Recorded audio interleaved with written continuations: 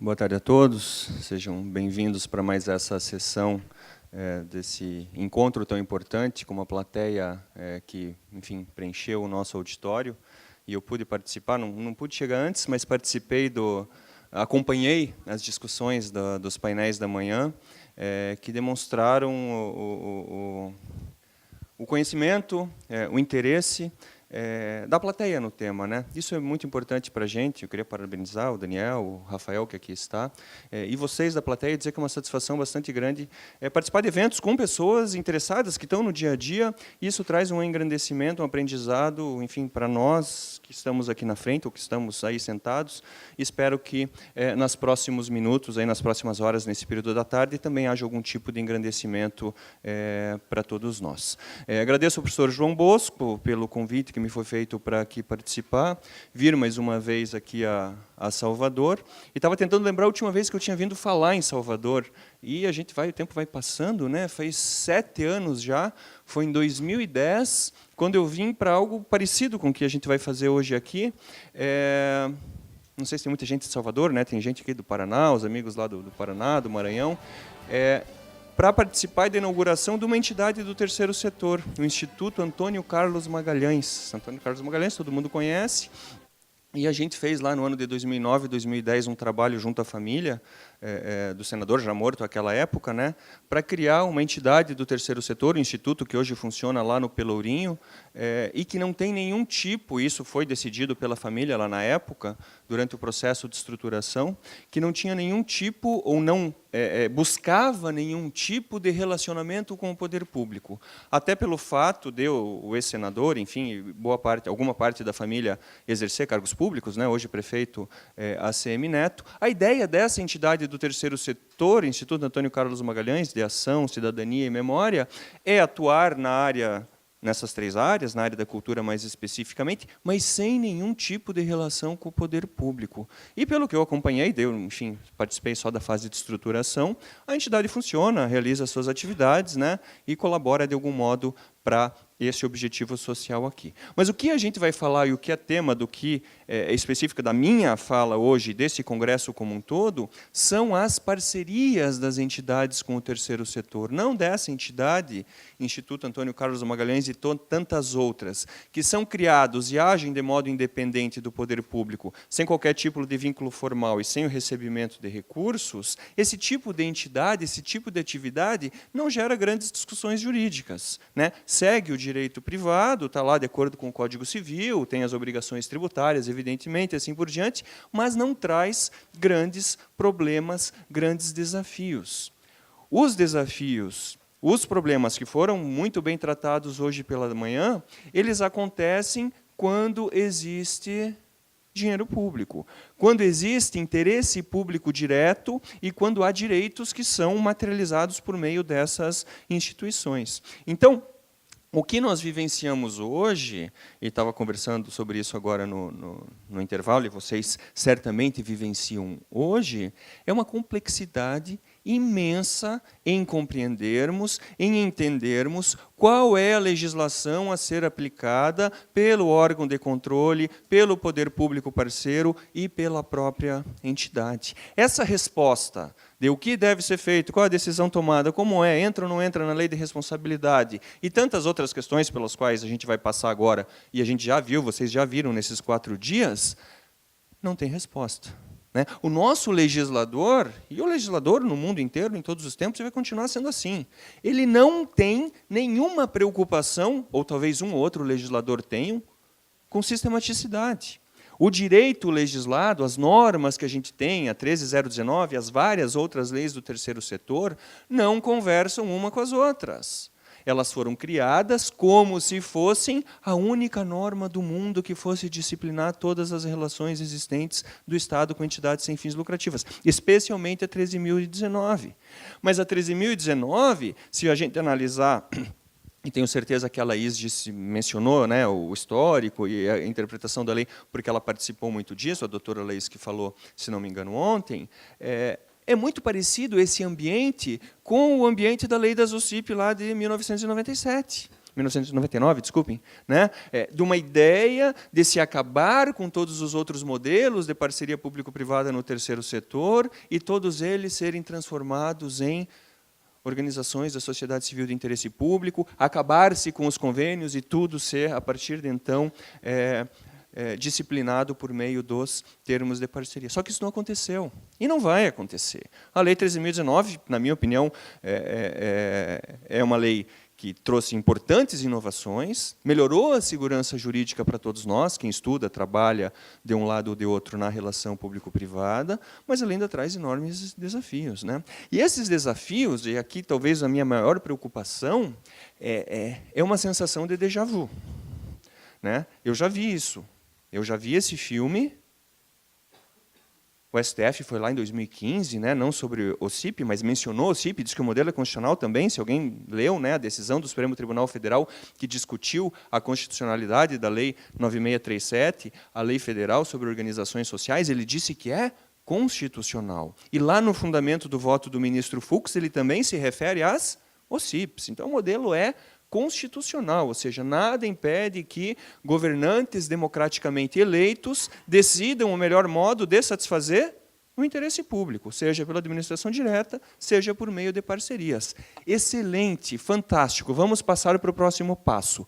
Como estruturar, como executar essas parcerias. E a lei das OCIP e a lei das organizações sociais, ambas são muito parecidas, quase idênticas em vários e vários dispositivos, mas são insuficientes ou não trazem todos os deveres, não trazem todas as responsabilidades do poder público, do controlador, do controle interno, do controlador e da entidade na execução dessa parceria. E eu vi, o déjà vu que eu mencionei, foi o boom que houve lá no Paraná, por exemplo, com as OCIPs no início dos anos 2000. Entidades sendo criadas, municípios instituindo parcerias com base na própria lei federal, sem planejamento, sem organização, sem capacitação dos seus servidores, sem estruturação interna. E sabe o que acontece? Isso foi dito hoje pela manhã, eu não peguei a fala do Daniel, só os comentários. Imagino que ele tenha dito isso e outros talvez disseram. A conta está vindo quando? Agora. Todas as entidades lá do estado onde eu vivo, o Paraná, está na moda agora, com, enfim, o processo aí de investigação criminal nacional que está acontecendo, estão sendo obrigadas a devolver tudo. Vários e vários gestores, né, com contas bloqueadas, impedidos de seguir na sua carreira política, todos eles roubaram, cometeram desvios? Não. Muitos cometeram deslizes. Muitos foram nesse oba-oba, que eu tenho notícia que está acontecendo em vários estados aqui próximos à Bahia e pelo Brasil inteiro, em que a coisa abriu a porteira, agora vamos. Estou precisando de um probleminha, cria uma OS aí, vamos fazer. Ah, tem que ter chamamento público, não tem, e a coisa vai dessa forma. Isso não pode ser assim.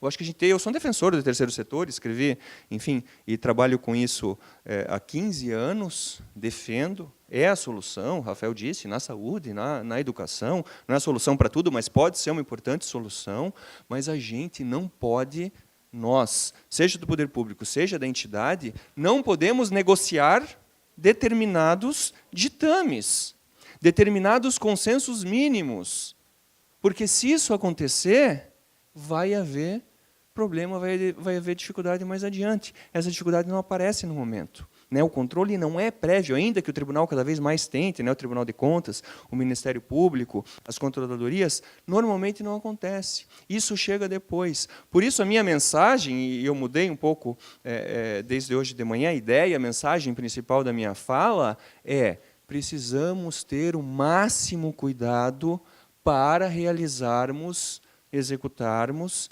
parcerias com o terceiro setor. Elas são necessárias. Ninguém administra, quem é gestor público aqui sabe, ninguém administra lugar nenhum do Brasil e do mundo sem terceiro setor, sem a participação da sociedade civil na execução de projetos, de atividades, de serviços de interesse público. Mas o enrijecimento que nós temos vivido, a atuação dos órgãos de controle, cada vez mais incisiva, e a dificuldade em termos de segurança jurídica não, infelizmente, essa dificuldade aumentou. Ela não diminuiu com a Lei 13.019. Porque a Lei 13.019 trouxe uma nova racionalidade, uma nova sistematicidade, mas não afastou as outras leis que até agora existem. Então, qual lei aplicar? Qual que é o grande desafio do jurista? E o gestor público é sempre um jurista, porque para tomar uma decisão ele precisa interpretar a lei. Todos nós somos juristas, tenhamos formação jurídica ou não. Todos nós, pelo menos, temos essa função, temos esse dever. E temos que ter o conhecimento para decidir. Sejamos ou não formados em direito. Eu gostaria de divulgar, antes de começar especificamente a fala, o bottom line, enfim, a ideia geral é essa. Eu vou divulgar e vou sortear no final, já foi mencionado aqui, dois livros que eu estou lançando, um na semana que vem, vou começar por ele, lá em Curitiba, o Eduardo, que está aí, está convidado para participar do lançamento, lá em Curitiba, na terça-feira, chama Teoria Jurídica da Privatização, Fundamentos, Limites e Técnicas de Interação Público-Privada no Direito Brasileiro.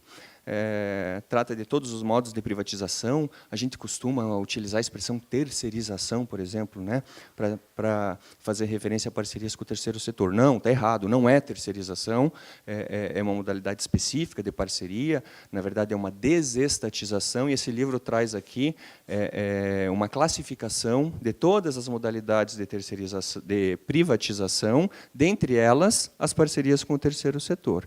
E quando eu falo aqui nesse livro de parcerias com o terceiro setor, enfim, a gente dá uma ideia geral do que pode, o que não pode, como elas devem ser feitas. Eu vou fazer o sorteio desses 3 livros no final, se a gente tiver tempo.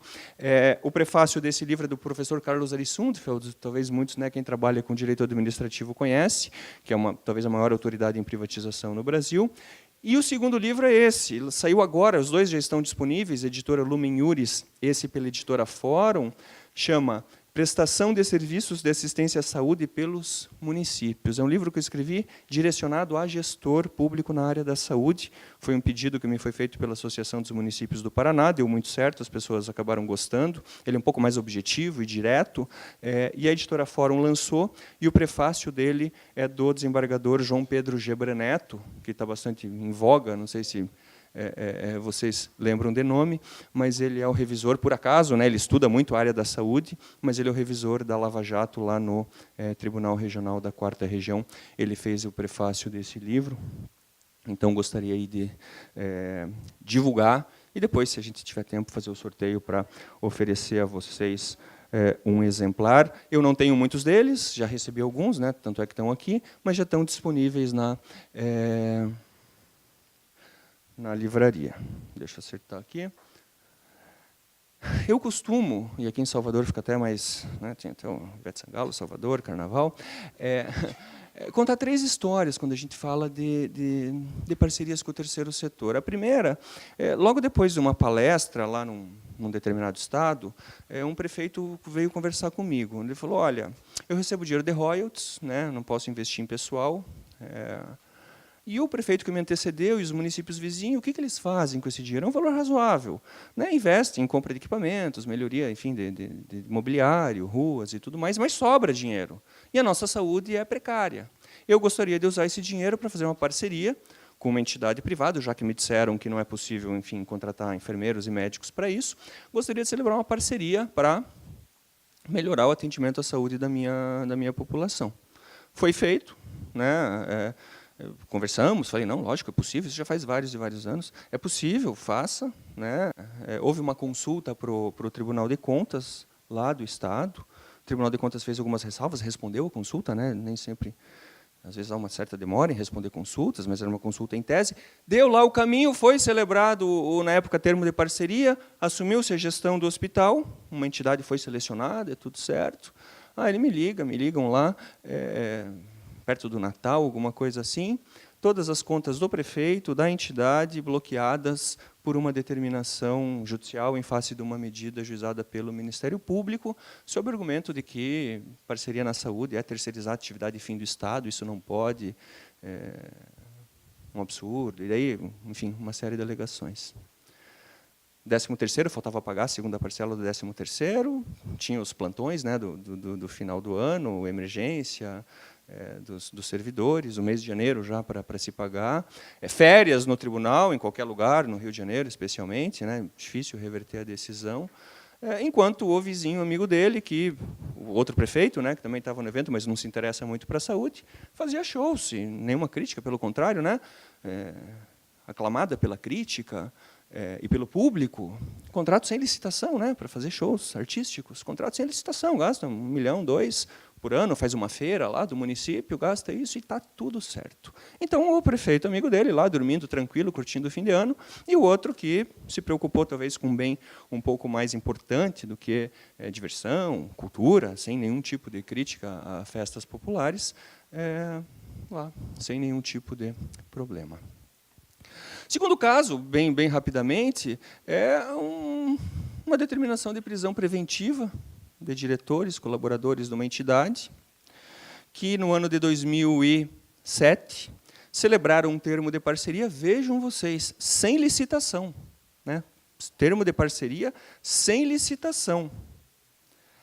Eles tiveram uma decisão de prisão preventiva decretada por peculato, fraude à licitação e organização criminosa. Essa história é mais curta. Só que, em 2007 ou 2009, não lembro, acho que foi em 2007, não existia determinação legal nenhuma para celebrar a licitação para realizar licitação antes de celebrar termo de parceria. Até hoje não há. O que existe, a partir de 2011, é uma determinação para que seja uma sugestão para que se realize o tal do concurso de projetos. E, a partir de 2015, com a decisão do STF na DEI 1923, a exigência de que haja um processo público e transparente. Mas licitação nos termos da 8666 nunca existiu, ou seja... E, além disso, a lei das organizações criminosas, né, se não me engano, é de 2013, né, o fato foi em 2007 ou 2009. Foram lá, tiveram esse problema, essa dificuldade. E o último... secretária municipal, limite de gasto com pessoal, médicos, enfim, tendo que atender, problema sério com atendimento à saúde, autorizou que aumentassem o repasse para uma entidade que já era parceira, certo? Para que ela pagasse médicos servidores públicos, para que pagasse a hora extra dos médicos servidores públicos, né? Para que eles fizessem hora extra e atendessem a população. E, de fato, atenderam, quanto a isso não há dúvidas. Improbidade, isso durante 2 meses. Né? Durante 2 meses foi o período lá que, enfim, acho que não tinham nomeado novos servidores. Havia uma justificativa, enfim, financeira e administrativa para a impossibilidade de pagar a hora extra dos médicos. Foi feita essa triangulação, irregular, ilegal, mas o que aconteceu com ela? Com ela e com todos os envolvidos, exceto os médicos. Improbidade, bloqueio de todos os bens, e o valor geralmente é 3 vezes, né, o suposto valor do prejuízo, e ação criminal. Né? Peculato e organização criminosa de novo. Organização criminosa, agora tudo é organização criminosa, está lá respondendo um processo penal, um processo de improbidade administrativa. Então, vejam, nesse caso, esse último exemplo foi algo que foi mais recente. Né? A resposta do Poder Judiciário, do Ministério Público, veio num período mais curto. Mas, não raro, isso demora. Então, o cuidado que a gente tem que ter, e fica aqui a sugestão, a dica, a orientação de quem já vivenciou isso várias vezes, é de que nós não podemos negociar, ainda que haja insegurança, ainda que haja dúvidas, é essencial tomar todas as precauções para que não haja indagação depois. O Daniel estava aqui, mencionou para vocês, uma pessoa que está discutindo conosco, né? Tem várias pessoas de órgãos controladores, não é uma crítica aos órgãos, não. Mas as notícias, as informações, chegam a eles, muitas vezes, anos depois de quando elas aconteceram. E chega do modo que lhes é apresentada.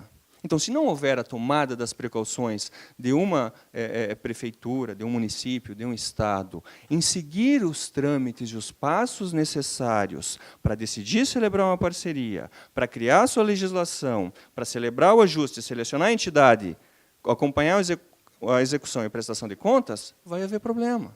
vai haver problema para todos os envolvidos.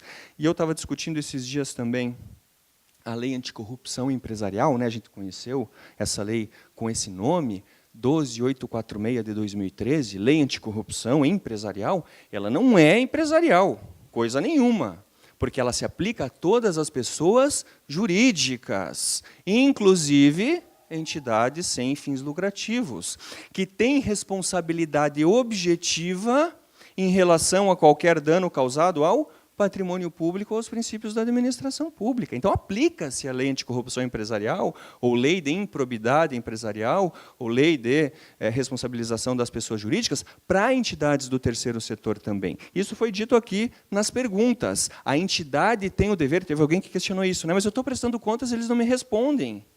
Tem que notificar e, eventualmente, pedir a rescisão do contrato. Volta e meia, entidades me ligam, me perguntam, eu trabalho, né, presto assessoria para entidades, se vale a pena participar da cotação de preços de um contrato emergencial. Dependendo do caso, claro que não.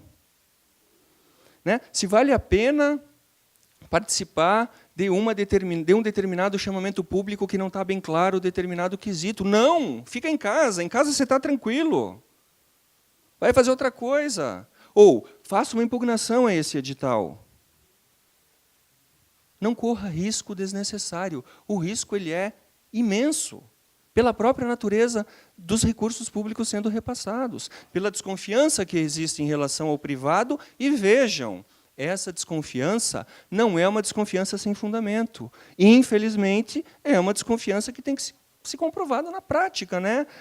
Pela operação, especialmente pela operação Lava Jato, concordo eu que há exageros na Lava Jato, mas alguns exageros que acabam fazendo com que as pessoas reconheçam ilícitos que efetivamente aconteceram. Portanto, voltando à lei de responsabilidade, ela se aplica às entidades do terceiro setor. Ah, Mânica, nunca ouvi falar disso, ninguém foi responsabilizado pela lei 12846 no terceiro setor até hoje. Sim, até hoje. Mas o que está acontecendo de errado hoje, ou ontem, ou ano passado, vai estar sujeito à incidência nessa lei daqui a 2, 3, 4, 5 anos. Ainda mais se prevalecer, eu acho que não vai prevalecer, a ideia hoje prevalente do Supremo Tribunal Federal de que dano ao erário é imprescritível. Né? Pelo menos o dano ao erário é tido hoje como imprescritível. Ou seja, eu não peguei bem o começo, só nas respostas, um comentário sobre isso, mas hoje, infelizmente, é isso que aconteceu. Ou seja, nem segurança jurídica em relação a algo irregular ou errado feito no passado, a gente tem. Quer trabalhe no poder público, quer trabalhe na iniciativa privada, nas entidades. Então, o que eu fiz aqui? Eu tenho vários slides para a gente discutir. Eu elenquei 10... Esse está sujo já. Eu elenquei 10 grandes...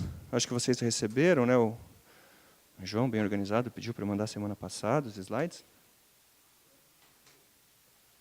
Quando se fala em terceiro setor, ignorância e preconceito. Isso é o pior, e aqui a gente está tentando combater isso. Né? Vocês que estão aqui, obviamente, podem ter opiniões divergentes e contrárias, mas não é por ignorância. Né? A gente está discutindo, está aprendendo, mas é só digitar na imprensa. Curitiba está discutindo hoje. Semana passada eu falei me chamaram lá para conversar com os vereadores do município de Curitiba, porque a lei de organizações sociais lá traz um dispositivo que veda especificamente contrato de gestão na área da saúde e da educação.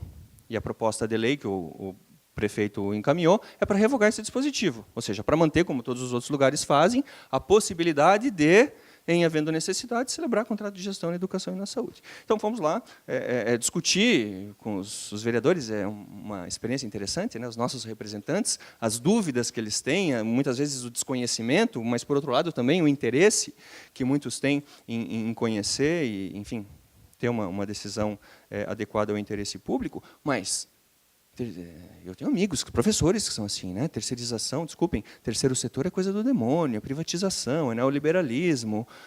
A gente vai encontrar, cada um tem a sua visão de mundo, podemos divergir em relação a isso, mas eu gosto de partir de um dado da realidade. O terceiro setor existe em todos os países do mundo, né? Com maior ou menor intensidade, ele é necessário para a garantia de todos os direitos.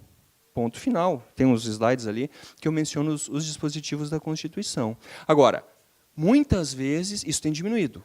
E a minha opinião em relação ao Tribunal de Contas e Ministério Público é a melhor possível. E tem um slide para eu falar disso daqui a pouco. Agora, eu já vi, até recentemente, ações do Ministério Público, civis públicas por ato de improbidade, dizendo que é um recorte e cola de um parecer de 1999, de um procurador da República que escreveu isso, enfim, não sei se ele se arrepende ou não, mas isso é muito... rolou muito na internet, em que o Ministério Público recorta e cola uns argumentos desse parecer lá de 99, idêntico, dizendo que é burla a concurso público, que é terceirização indevida, que é atividade de fim do Estado. Vários e vários argumentos que o Supremo já afastou, mas que ainda, volta e meia, nós temos que nos deparar. Então, ignorância e preconceito ainda existem na nossa sociedade, em várias áreas, e cabe a nós, do poder público, da iniciativa privada, dos órgãos controladores, conhecermos e evitarmos tomar decisão jurídica ou travestir o discurso jurídico de um discurso ideológico. Se você é contra terceiro setor, se você acha que são todos ladrões e picaretas, você não dê ao teu discurso contra o terceiro setor uma roupagem jurídica, porque no âmbito do direito brasileiro isso não existe. O direito brasileiro admite que isso aconteça.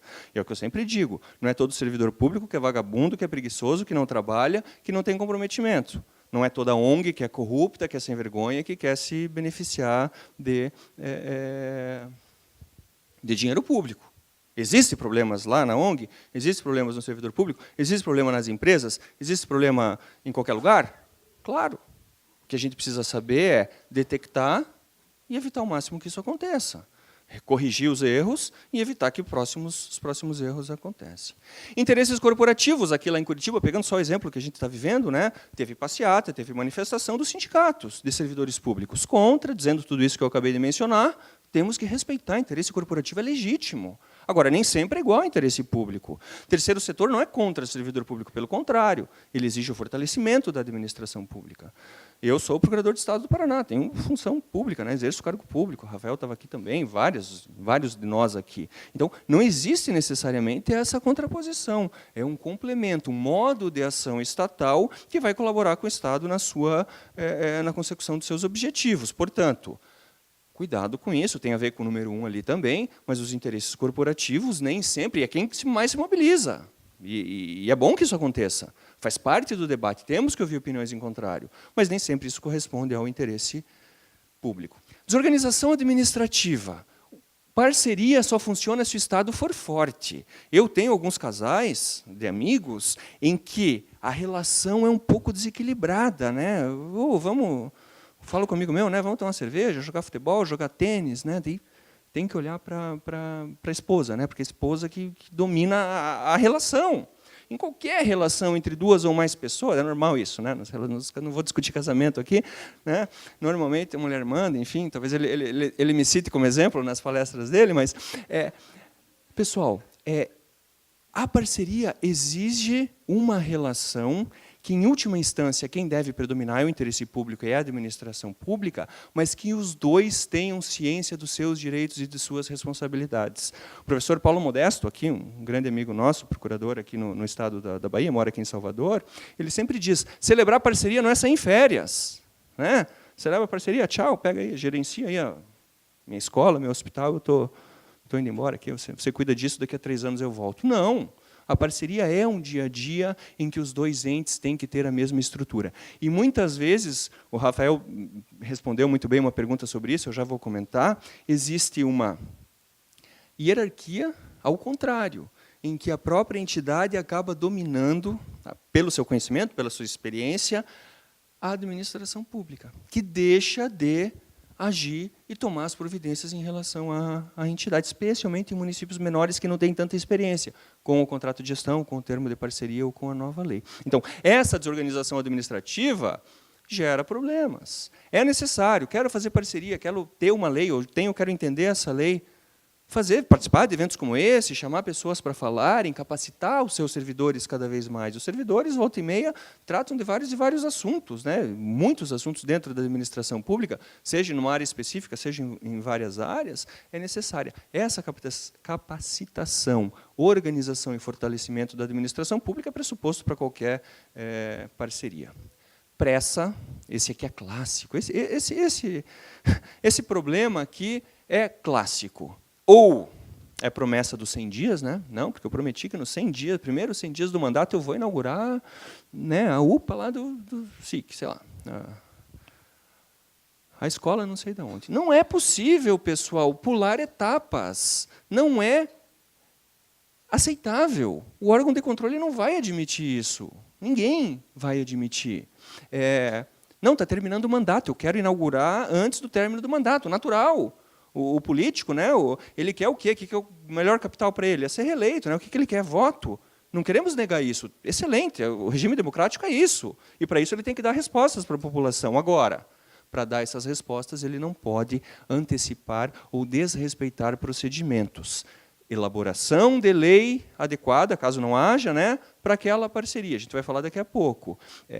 Realização de um chamamento público. Tem que chamar todos os interessados a participarem daquele chamamento para assumir a gestão de determinada unidade, determinado serviço, com prazos, com observância de recursos administrativos e assim por diante. Então, cuidado com a pressa. Quem é da entidade, não entre nessa. Se é o prefeito, às vezes é legítimo, de novo, eu não estou falando do corrupto, estou falando do cara que quer, antes do ano que vem, porque vai sair para deputado, inaugurar alguma coisa. Ou celebrar um contrato e já aparecer os resultados.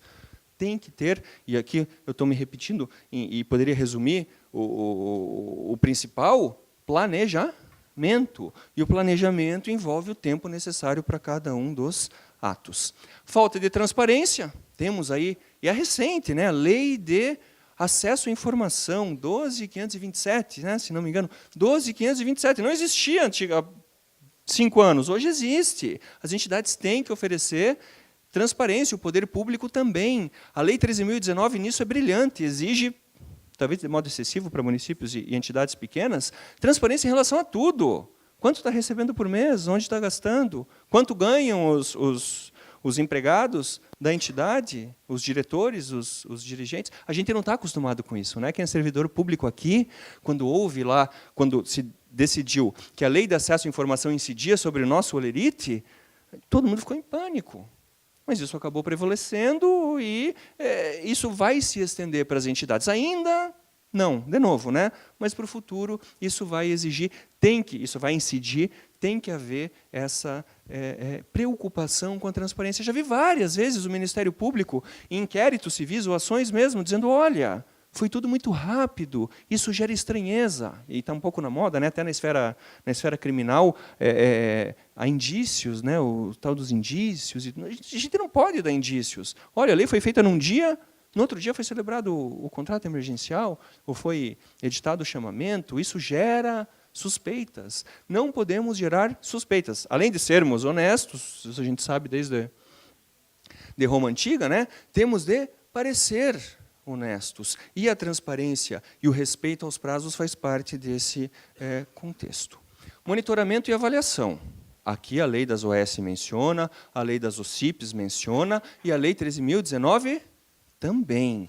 Celebrou, pessoal, antes de celebrar, já tem que saber, ou tem que se definir quem vai ser, quem vai participar, como vai ser feito, quando serão as reuniões, critérios, a dificuldade, alguém perguntou para o lado de cá, a dificuldade para fazer essa avaliação numa ação de saúde, né, que não é igual a ponte que construiu, daqui a 2, 3 anos está lá a ponte.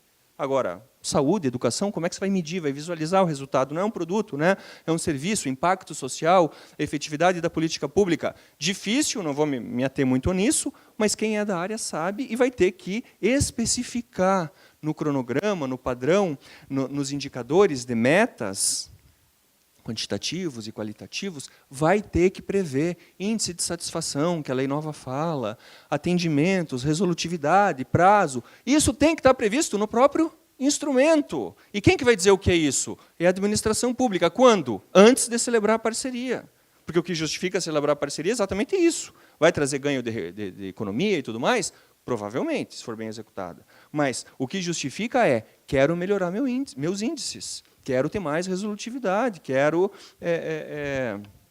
internar menos, enfim, se for o caso da saúde, ou alfabetizar mais rápido, e assim por diante, de modo mais incisivo. Isso depende do quê? Da área específica. E parceria com o terceiro setor exige o quê? A atuação do jurídico, obviamente, do administrativo e da área específica, da saúde, da educação, da assistência, da cultura, do lazer, do desporto, enfim.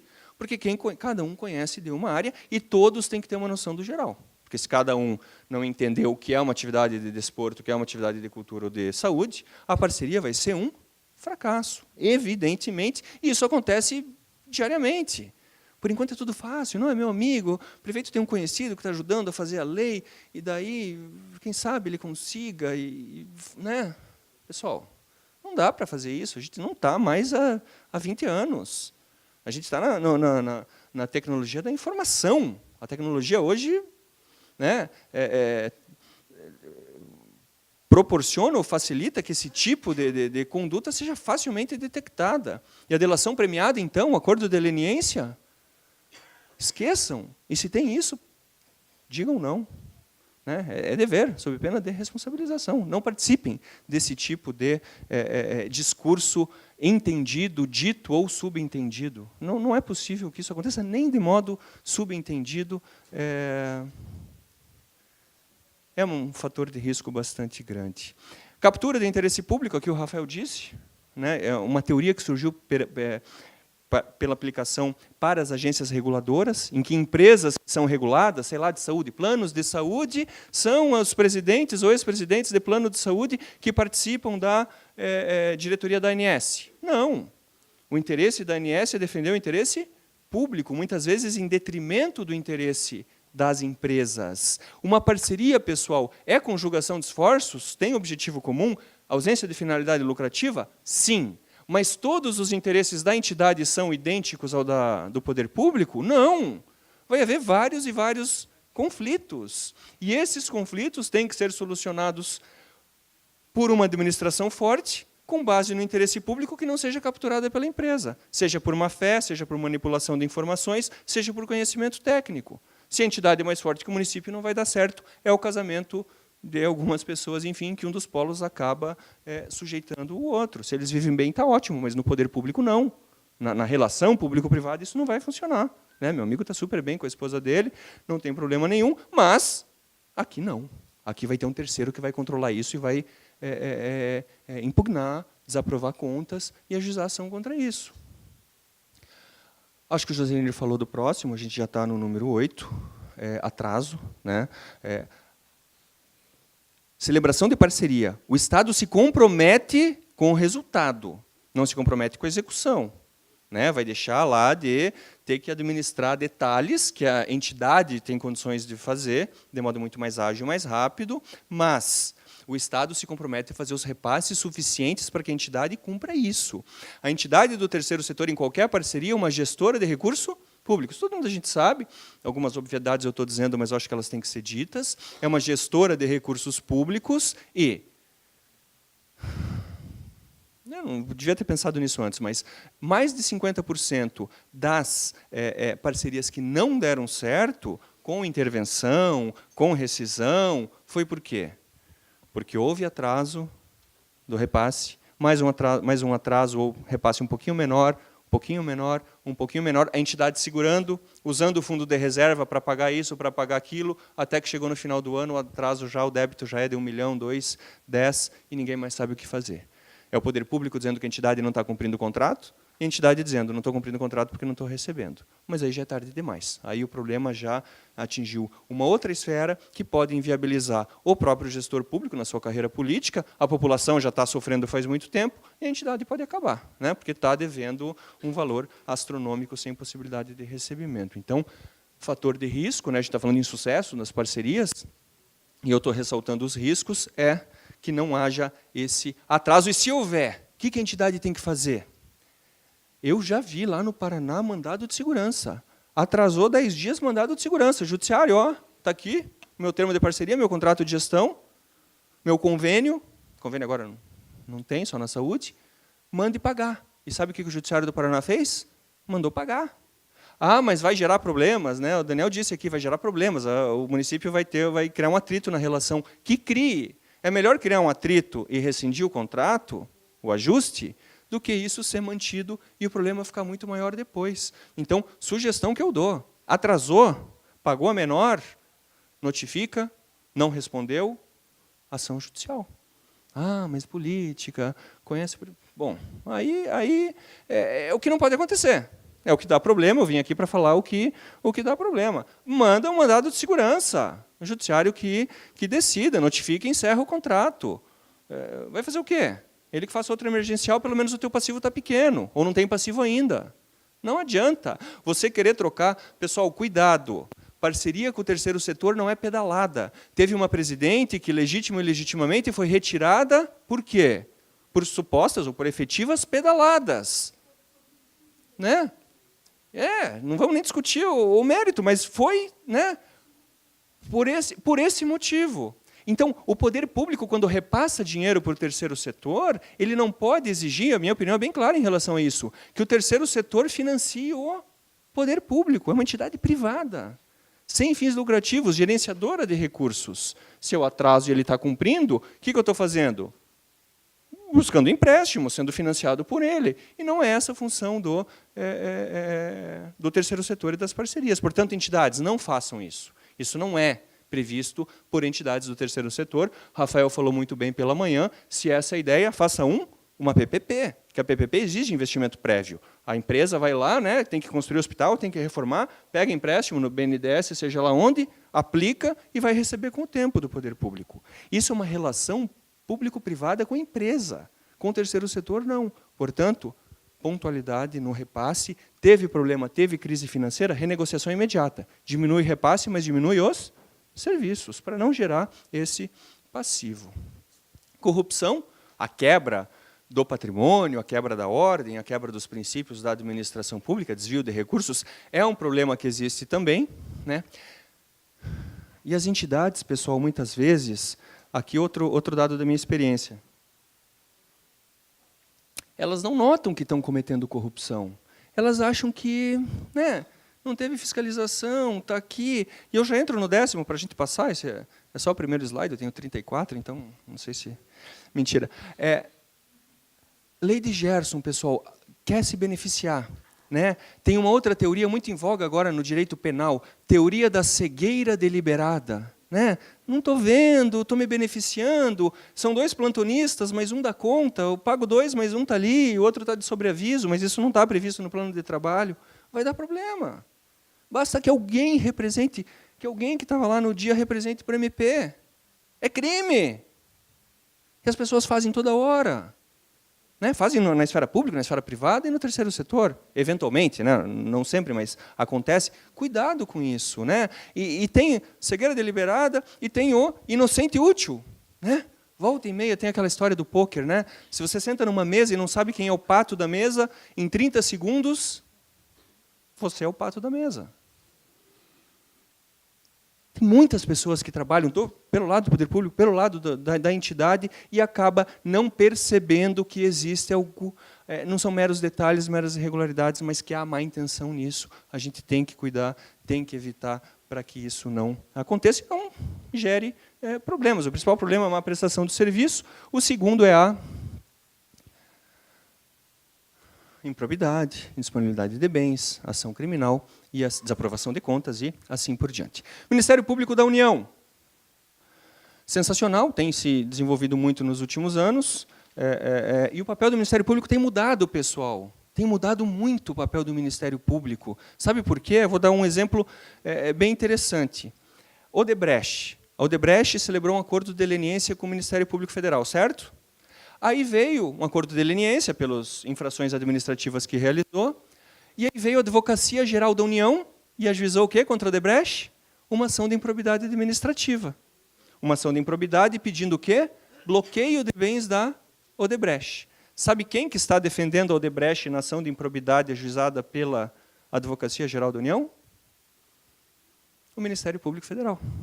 O Ministério Público Federal. É engraçado isso, né? Se fosse há 5 anos, ninguém ia entender nada. Até hoje é difícil de entender, mas ninguém ia entender nada. O MPF defendendo Odebrecht numa ação civil pública. Por quê?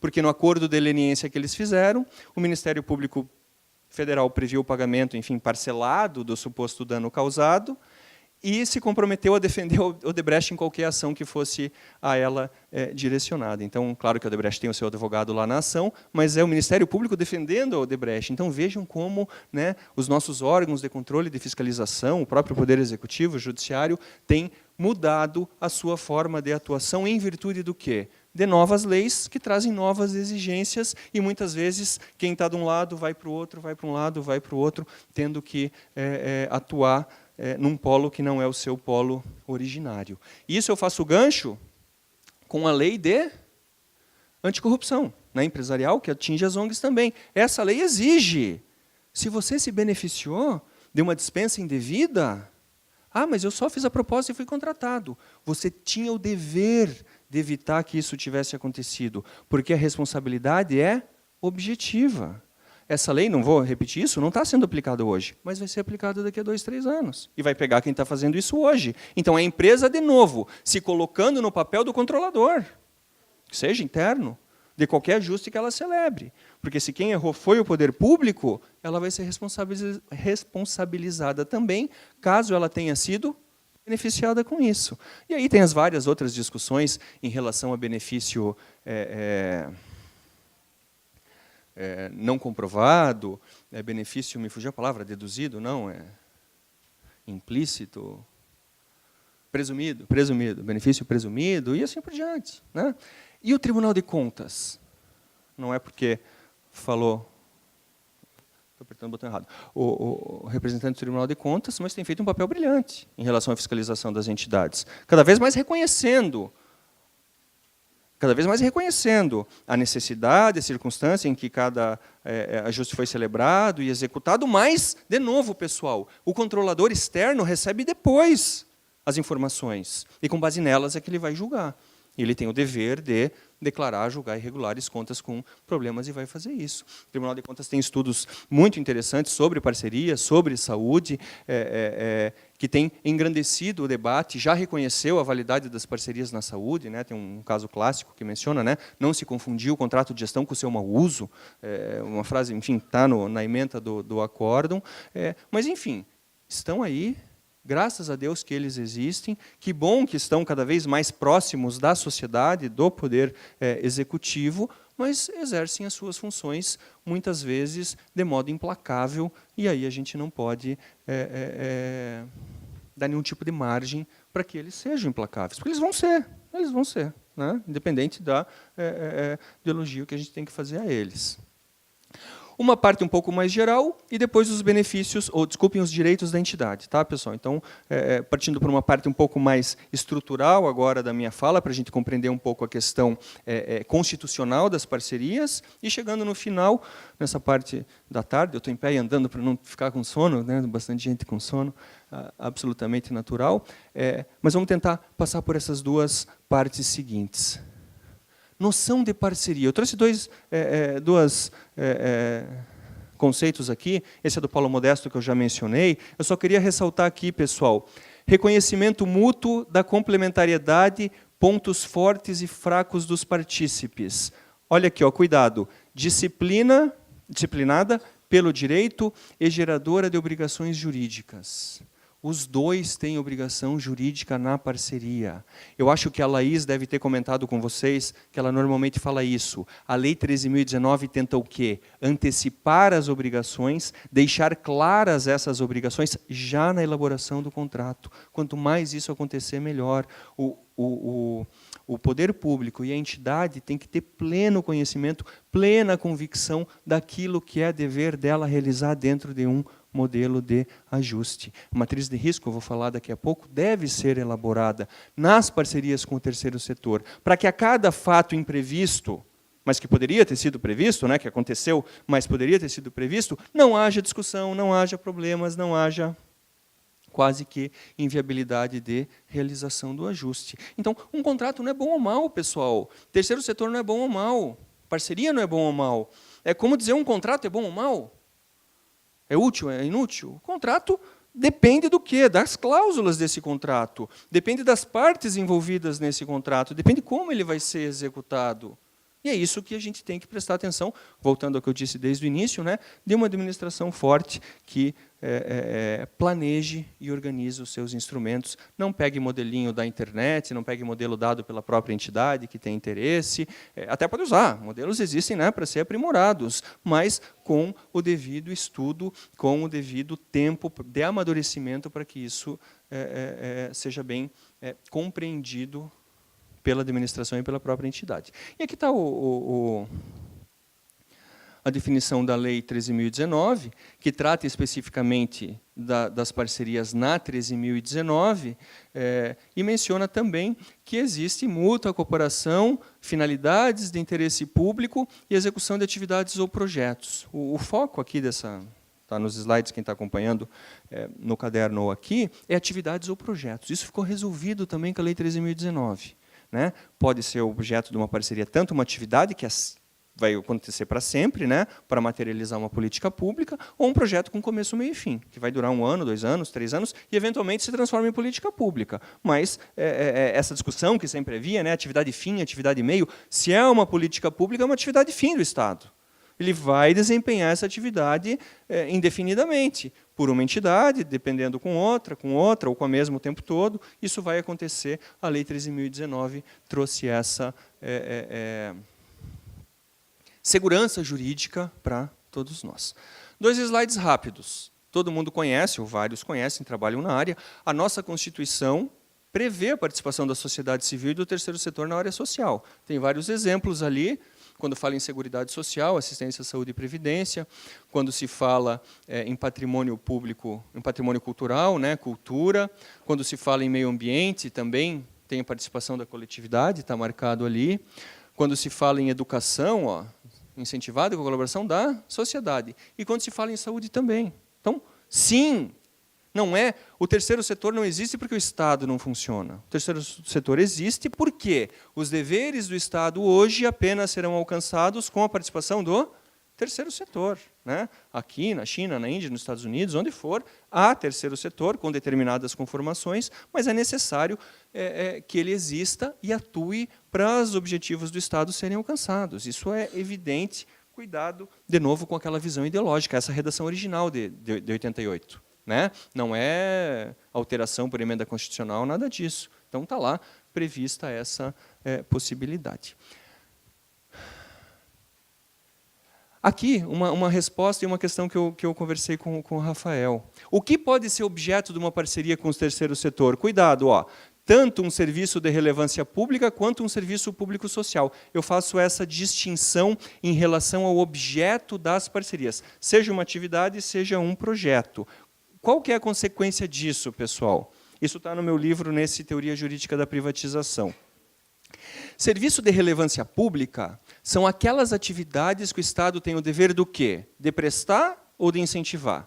De incentivar. Então, são esses aqui, ó. Alimentação, lazer, trabalho, maternidade, moradia, desporto, ciência, pesquisa, inovação, cultura e meio ambiente. O Estado tem o dever de incentivar, ele não tem o dever de prestar, não tem o dever de garantir isso diretamente. Pode celebrar parcerias com o terceiro setor nessas áreas? Sim, sempre pôde e nunca se discutiu parcerias nessas áreas. Vai continuar fazendo por meio de uma série de modalidades de parceria. Agora, onde dá problema, onde vai o dinheiro, onde as pessoas questionam e onde mais existem irregularidades. Não que os outros não haja, não que não sejam importantes. Pelo contrário, a importância é a mesma. Mas os maiores problemas são aqui.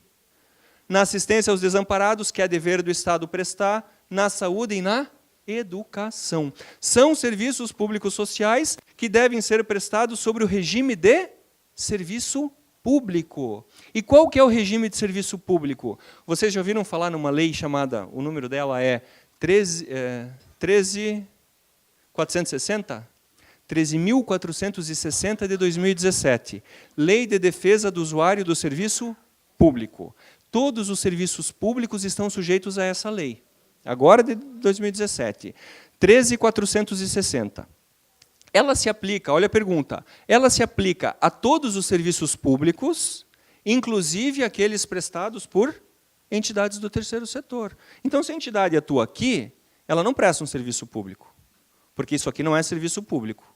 Agora, quando ela atua aqui, A Constituição classifica essas atividades como serviços públicos e a entidade que prestar está sujeita a essa lei, 13.460 de 2017. Ou seja, esses serviços aqui têm que obedecer a alguns princípios, ou algumas diretrizes. Por exemplo, regularidade, continuidade, efetividade, segurança, atualidade, generalidade, cortesia e transparência.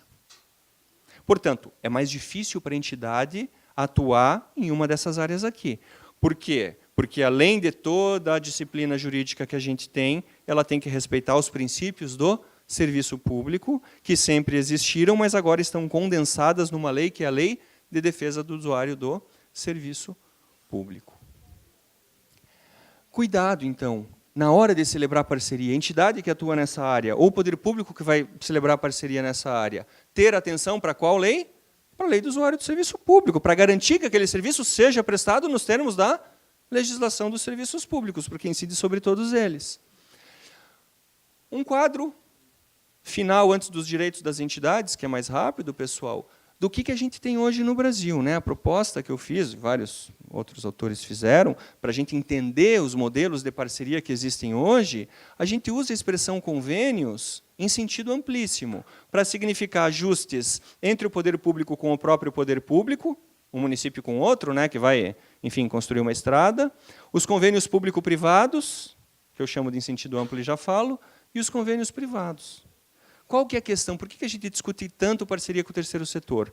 Até 1998, quais eram as modalidades de parceria com o terceiro setor que existiam no Brasil? Basicamente uma, né, o convênio, e o contrato de repasse, que é uma intermediação.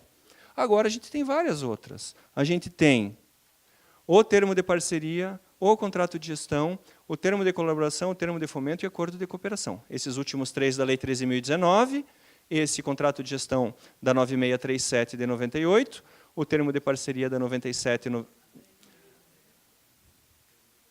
Os últimos três da 1319, o contrato de gestão da 9637 de 98, o termo de parceria 9997, 9097, 9790 de 99, 9790 de 99, e os convênios público-privados em sentido estrito. Quais são esses? Os da Lei 8666, artigo 116 da 8666, que hoje em dia só podem ser implantados no setor de saúde. É possível que haja esse tipo de ajuste aqui debaixo na saúde? Sim, a lei não veda. A lei permite que haja todos eles na área da saúde. Ela não traz vedação nenhuma. O que a nova lei traz? Apenas convênios público-privados podem ser esse primeiro modelo aqui, que está no slide seguinte, podem ser adotados no setor de saúde. Então, o que a gente tem hoje, para não confundir convênio com convênio? Convênio, em sentido amplo, é qualquer modalidade de parceria. Porque o convênio em sentido amplo é aquele que a Constituição adota a expressão no artigo 199, parágrafo 1º, quando fala da participação privada na saúde. Pode ser por convênio ou contrato de direito público. O convênio ali que a Constituição se refere é qualquer uma das parcerias com o terceiro setor. Portanto, o convênio em sentido amplo. E aí vem a Lei 8666. E ela fala dos convênios. Esse é o convênio em sentido estrito, uma das modalidades de convênio em sentido amplo. E ao lado do convênio em sentido estrito da Lei 8666, regulamentada pelo Decreto 6170 de 2007, a gente tem o termo de parceria, o contrato de gestão, o termo de colaboração e o acordo de cooperação. Fiquei quebrando a cabeça lembrando aqui o número das leis. E estão aí no slide bem fácil para a gente entender. Esse é o panorama legislativo, cada lei tem, cada modelo de ajuste tem a sua lei, e qual que é a mais completa delas? Qual que trata de modo mais detalhado tudo o que tem que ser feito pelo poder público e pela entidade? A lei nova, a 1319. Ela se aplica ao contrato de gestão, ao termo de parceria? Não. Ela expressamente diz que não se aplica. E aí vem o nosso problema. O que aplicar na lacuna da lei? A Lei 9637, a Lei Federal de OS e a Lei Federal de OCIP, tem várias lacunas. Como preencher essas lacunas? Até hoje, qual que era a interpretação dominante? 8666. Qual vai ser daqui para frente?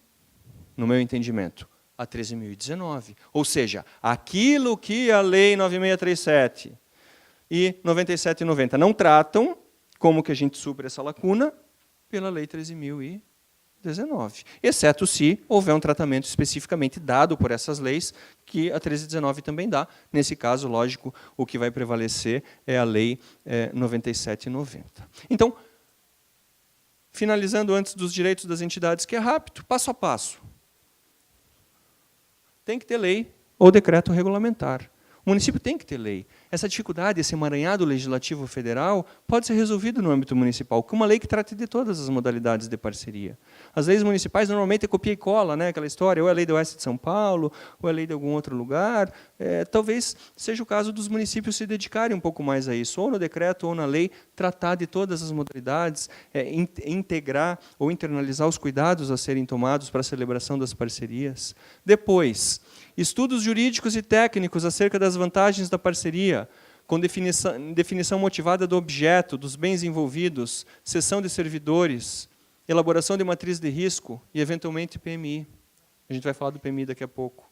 Tem que fazer tudo isso. É demorado. É difícil. Nem sempre o município tem gente com tempo para se dedicar a isso. Vai dar problema.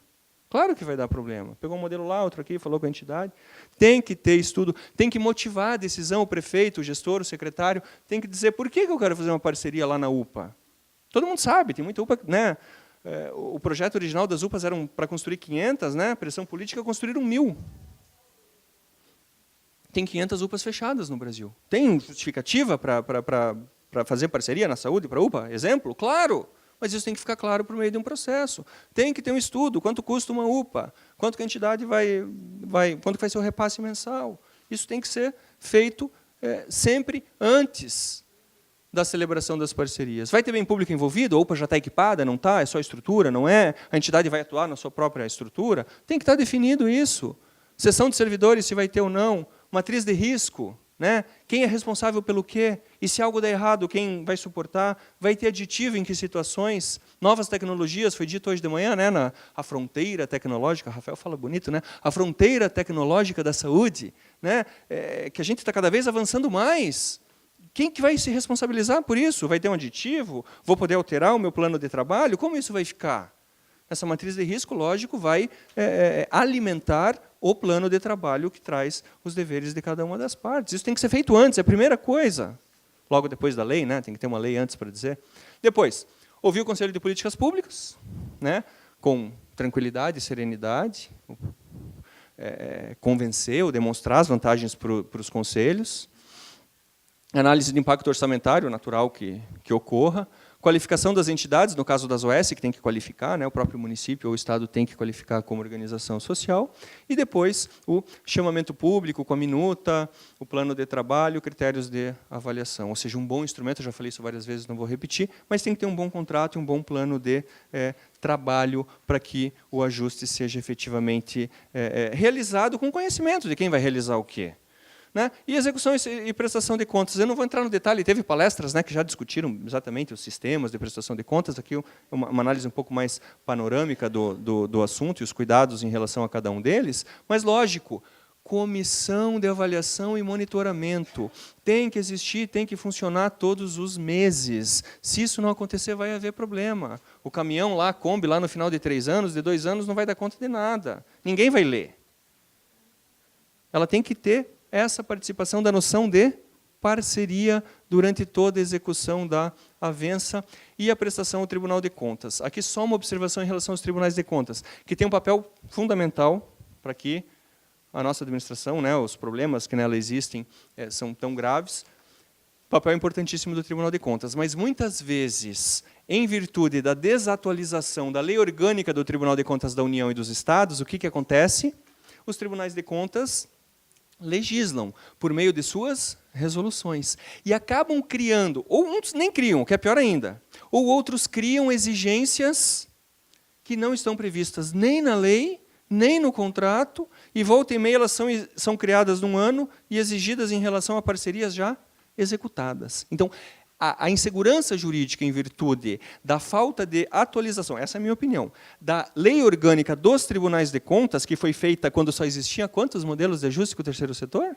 Só tinha os convênios da lei orgânica, quando foi feita a lei orgânica do Tribunal de Contas da União, por exemplo. Então, quando se fala nas transferências voluntárias, mesmo a lei 4320, elas não estão adaptadas, elas não estão acopladas ao modelo complexo de relação público-privada com o terceiro setor. Isso gera uma série de problemas, uma série de dificuldades. Para os tribunais de contas, para as entidades e para o poder público. Daí que, quanto mais consultas forem feitas, quanto mais a entidade conhecer o pensamento do tribunal, melhor. Mas a minha briga, a minha defesa recente é alterar ou atualizar a legislação do Tribunal de Contas, porque muitos fiscalizadores, e existem alguns que eventualmente são um pouco mais radicais, usam o parágrafo único do artigo 70, né? Todo aquele que receber, gerenciar recurso público tem que prestar contas, para exigir a alma do sujeito que recebeu algum recurso público, né? Eu acho que esse tipo de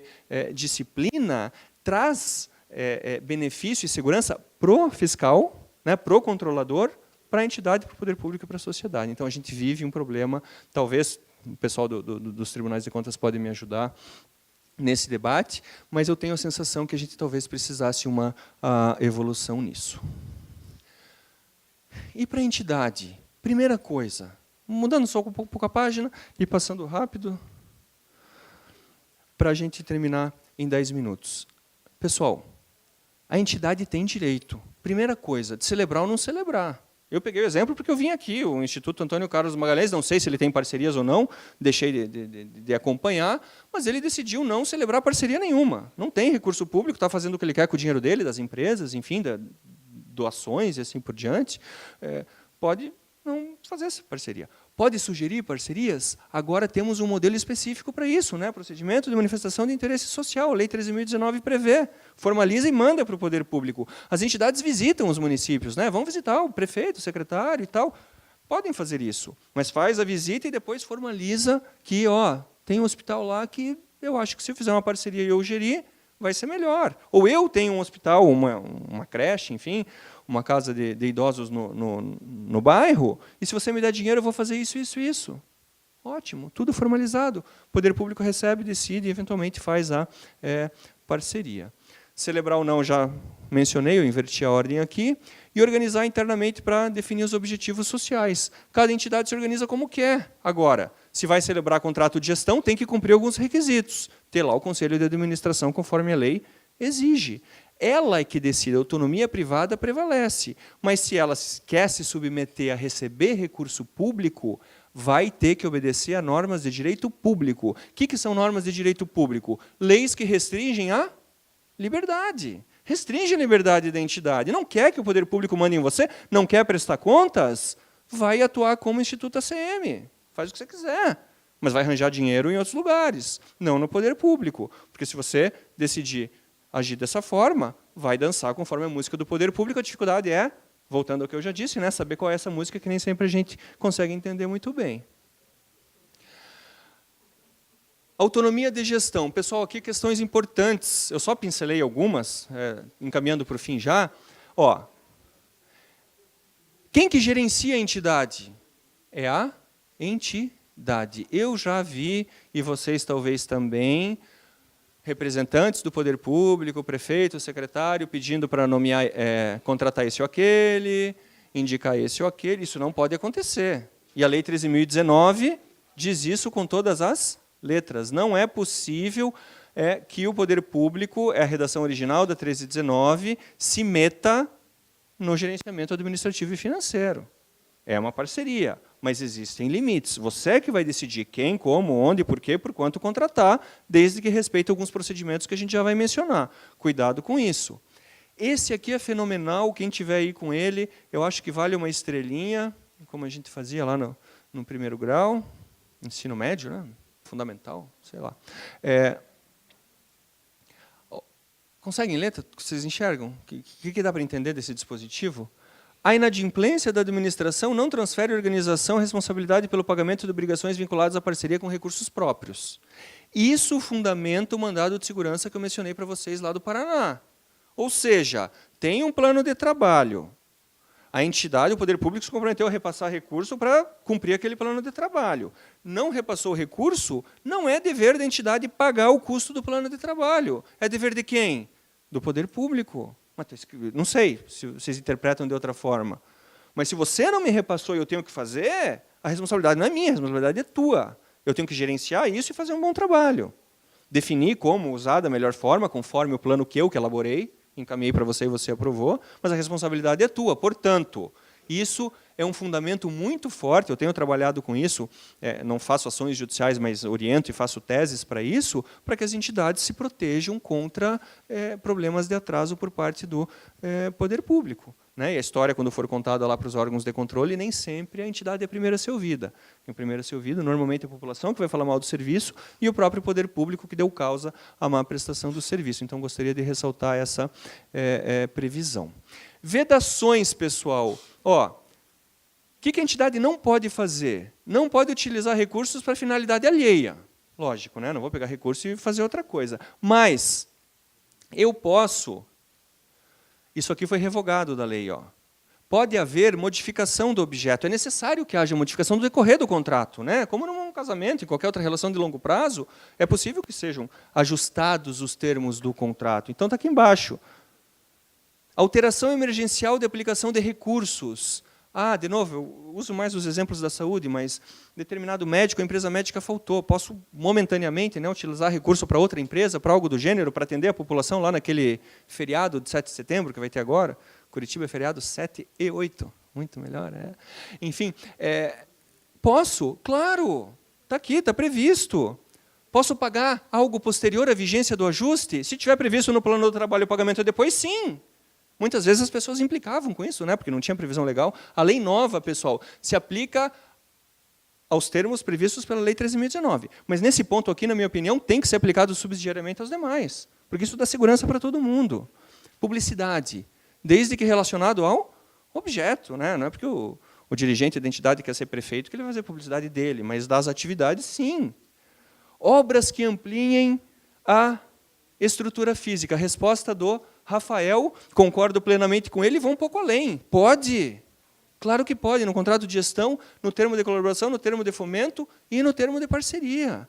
Desde que instrumental, desde que necessário, a execução do objeto. Secundário, instrumental, em termos de atuação, em termos financeiros também. Então, lógico, é possível, mas isso tem que estar previsto no plano de trabalho. Não vou construir uma outra escola. Eu vou reformar, vou ampliar, vou melhorar aquela que eu tenho. Seja ela minha, aquela creche do bairro, seja uma estrutura pública que a entidade está gerenciando. Princípio da razoabilidade, proporcionalidade. Pagar servidor público com recurso da parceria não pode, né? Teve aquela entidade, lembram da história que eu contei no começo? Houve o pagamento, uma irregularidade, talvez tivesse que devolver o dinheiro, mas hoje em dia, o direito administrativo do medo, eu falo direito administrativo do terror, hoje em dia teve improbidade e teve, não teve pedido de prisão, mas teve ação criminal contra quem fez isso. Terminando, plano de trabalho, o que ele tem que conter? Previsão de despesa e receita, compatibilidade com os custos apresentados com as parcerias. Então, quando é feita a proposta, nos termos da 1319, ou qualquer outro chamamento público, a entidade vai dizer, vai antecipar quanto ela pretende gastar em cada uma das despesas inerentes ao objeto. E o poder público o que tem que fazer? Verificar se isso é compatível com o mercado. Fazer cotações de preços, se tiver isso previsto antes, já antes da publicação do edital, se for um aditivo, por exemplo, depois do pedido de aditivo, em que a entidade vai dizer, vou fazer a reforma, surgiu a ideia da reforma no meio, da ampliação no meio da execução, cotei, vai custar isso, isso, isso. O poder público faz o quê? Verifica se o preço está de acordo com o mercado, autoriza e celebra o aditivo. Perfeito, isso é possível acontecer, mas, de novo, tudo documentado, a proposta, a justificativa da ampliação, o que vai ser feito depois com isso, por que é necessário, quanto custou, com quem cotou, as cotações e assim por diante. Aí o fiscal lá, o controlador, daqui a 3 anos vai ver, por mais que haja algum indício, alguma denúncia, vai ver que está tudo documentado. Não houve dolo, era necessário, vai aprovar as contas. Como que contrata com terceiros? Terminando.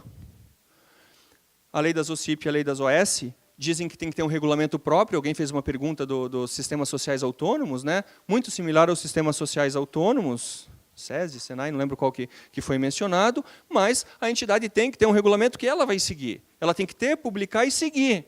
O que eu vejo sempre, pessoal? A entidade tem, às vezes publica e nunca segue. E nunca ninguém pergunta se ela seguiu. Entidades têm que ter, publicar, seguir. E depois comprovar que seguiu. Hoje ninguém pergunta. Amanhã eu não sei, depois da manhã também não, mas ano que vem com certeza vão perguntar para vocês como foram feitas as compras, se seguiu, se tem o regulamento e se seguiu o regulamento. Exceto as OSCs, né? Se for nos termos da 1319, olha a lei nova. Ela trouxe um monte de exigências, mas nesse ponto ela disse o seguinte: não precisa ter regulamento próprio, você compra do jeito que você quiser, desde que seja no preço que você me mostrou lá no começo do plano de trabalho e que eu aprovei. Você não precisa nem seguir o teu regulamento, mas isso é só para as OSCs que celebram termo de colaboração ou termo de fomento. Os CIPs e organizações sociais têm que ter o seu regulamento e têm que seguir esse regulamento. Apesar de eu nunca ter visto ninguém exigir isso. Contratação de pessoal, algo também que está resolvido pela lei. Pode ou não pode? Dinheiro público para contratar pessoal. Empregados, foi discutido aqui, não vou passar rápido disso. Claro que pode, né? Que trabalhe só na parceria ou que tenha outras ocupações também. O que tem que ser feito? No plano de trabalho, especificar. Vou ter esse servidor ou esse empregado com essa função, vai trabalhar meio dia para mim e vai receber R$3.000. O poder público tem que analisar e tem que aprovar. Isso vai acontecer e a entidade vai poder fazer o pagamento com previsão no plano de trabalho. Custos indiretos, pode ou não pode? Isso eu já discuti tanto. Famosa taxa de administração, né, que não é taxa de administração, essa não é admitida, taxa seria se a entidade embolsasse, mas o custo que ela tem indiretamente relacionado à sua atuação. Por exemplo, a Lei 13.019 exige que a entidade tenha site, né? Ela tem que ter um site para dar transparência naquilo que ela está recebendo e fazendo. Custa fazer um site? Custa. De onde vem esse dinheiro? Das árvores, né? Tem um livro interessante de direito público que fala teoria dos custos. Os direitos não nascem em árvores. Uma introdução à teoria dos custos dos direitos, né? Muita coisa que são direitos e deveres que a gente tem que fazer custa. É possível? Foi perguntado de manhã também que uma entidade sobreviva exclusivamente de repasse público? É possível que uma entidade exista exclusivamente de repasse público? É. Ela pode ter contrato de gestão e administrar 20 hospitais no Brasil. Tem algumas organizações sociais, especialmente em São Paulo, uma delas, talvez seja maior, sabe quantos empregados com carteira assinada ela tem? Com carteira assinada, sem contar os prestadores de serviço. 55 mil. Né? Número alto. E todos eles são remunerados por quem? Por recurso público, que são repassados para que ela administre vários hospitais pelo Brasil. Acho que aqui no Nordeste, não sei se na Bahia, mas com certeza ela gere hospitais. E imagino eu que faça um bom gerenciamento, né, para gerir tantos hospitais há tanto tempo e recebe recurso público, presta contas e está tudo certo. E essa entidade tem custos operacionais indiretos. A sede dela é em São Paulo. Ela gerencia hospitais no Brasil inteiro. Tem um custo altíssimo, mas que na escala vale a pena. Acaba sendo menor do que se tivesse uma entidadezinha pequena em cada um desses hospitais. Algum problema nisso? Não, desde que haja transparência e previsão no plano de trabalho. Essa entidade contrata contador, advogado, pessoal de marketing, para fazer o site da internet, limpeza, conservação, transporte, o pessoal vem de avião de lá para cá, vice-versa, toda hora, os diretores e tudo mais, lógico. Passagem de avião, gasolina, tudo isso. O que tem que ter é uma vinculação com o plano de trabalho. Não que a gasolina tenha que ser do médico para ir atender o paciente. Pode ser do diretor para vir para cá. Razoabilidade, de novo, e previsão no plano de trabalho. Quanto disso vai ser pago por cada termo de parceria? Uma proporção que seja razoável. E isso a administração pública tem que deixar claro, a entidade tem que deixar claro para o poder público e para o fiscalizador mais adiante. Isso é o que está escrito aqui em relação ao rateio, ao rol exemplificativo e à necessidade de discriminação. Esse eu acho que é o último, pessoal. Estou cansado de falar passa rápido, ouvir passa devagar, né? Vocês não aguentam mais. Para mim, parece que eu comecei agora. Aquisição de material permanente, mais ou menos o que diz a reforma. Pode ou não pode? Claro que pode. Eu fiz um parecer lá no Paraná pelo Estado, porque estava com um problema em relação a isso. É possível que uma entidade filantrópica, sem parceria, celebre um convênio com a finalidade exclusiva de comprar um equipamento de tratamento ou diagnóstico de, se não me engano, era câncer, alguma coisa assim? Sim! Ah, mas é um hospital filantrópico, privado. Mas imagine o Estado, que precisa, e houve pareceres da Secretaria de Saúde, imagine o Estado tendo ele que comprar o equipamento, construir um prédio com toda a estrutura necessária para esse equipamento e contratar gente para operar esse equipamento. Inviável. Então, tendo a justificativa, e veio vários pareceres, tudo muito bem organizado, o jurídico, como já disseram aqui também, né, reclamaram que o jurídico só diz não e tudo mais, e o jurídico da PGE lá diz, não pode. Não pode porque não é serviço. Né? Não é serviço, é compra de equipamento. E convênio é para serviço, não é para equipamento. O que eu disse? Falei, espera aí, o equipamento, nesse caso, é instrumental à realização de um serviço. Esse é um hospital filantrópico, beneficente de assistência social, que atende 60% SUS. O que eu exijo? Que você me diga se ele vai ser usado pelo hospital para atender plano e para onde vai esse dinheiro. E para depois do termo de vigência desse convênio, o que vai ser feito com esse equipamento. Isso foi feito, foi realizado lá o contrato, o convênio, que nesse caso pode, né, convênio na saúde, e comprou o equipamento. Eu tentei, pelo menos, trabalho na Procuradoria, dar um parecer favorável, escrevi um artigo sobre isso, foi publicado, isso gerou até uma lei nova lá no Paraná que trata da complementariedade no SUS e dessa possibilidade específica. Para ter o quê? Segurança jurídica. Alteração do plano de trabalho, pode ou não pode? Uma parceria pode ser alterada no meio? Pode. Com o limite da Lei 8666, 25% para alteração quantitativa. A 1319, o que a 1319 fala, pessoal? A última lei do terceiro setor, eu acho que esse é o último slide. O que a lei 13.019 fala do 8666? Alguém gosta do 8666 aqui? Eu ergui só para dar o exemplo, não significa que eu gosto. Pessoal, é complicada, né? Tem o projeto de lei 559 lá, mas o que a 1319 diz? Para as parcerias da 1319, a lei 866 não serve para nada. Não se aplica a 1319 para cá. A gente está dando uma nova racionalidade, muito do que a gente diz é parecido com o que eles dizem, mas usa-se essa. A lei 13.019 fala em limite de alteração? Não. É o decreto quem diz, 8726, e fala em o prazo de até 10 anos e o limite de alteração de até 30%.